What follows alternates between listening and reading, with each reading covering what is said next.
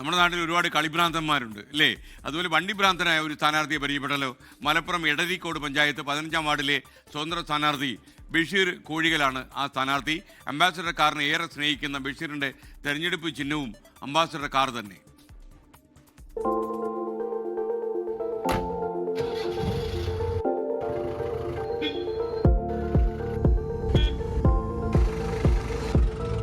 കഴിഞ്ഞ 30 വർഷമായി ബഷീർ കോഴിക്കൽ സഞ്ചരിക്കുന്നത് ഈ 1980 മോഡൽ അംബാസിഡർ കാറിലാണ്.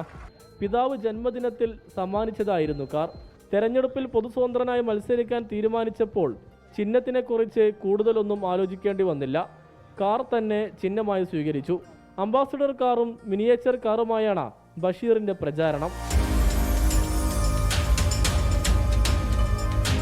കാറ് കൊണ്ട് പ്രചരണം എന്നുള്ളതല്ല. ഞാൻ മീൻ വാങ്ങാൻ പോകുമ്പോഴും പച്ചക്കറി വാങ്ങാൻ പോകുമ്പോഴും ഇവിടെ അടുത്തുള്ള ആളുകളായിരിക്കെങ്കിലും ഹോസ്പിറ്റലിൽ കൊണ്ടുപോകുന്ന സമയത്ത് ഞാൻ ഈ കാർ കൊണ്ട് തന്നെ പോയല്ലേ. ഈ അംബാസഡർ കാർ ഈ ഗ്രാമത്തിൽ എത്രത്തോളം സുപരിചിതമാണോ അതിനേക്കാൾ സുപരിചിതമാണ് എൻ്റെ മുഖവും ഈ കാറും. UDFിൻ്റെ പന്തക്കൻ സുബൈറാണ് എതിർ സ്ഥാനാർത്ഥി. സ്ഥാനാർത്ഥിയെ പിൻവലിച്ച LDF ബഷീറിന് പിന്തുണ പ്രഖ്യാപിച്ചിട്ടുണ്ട്.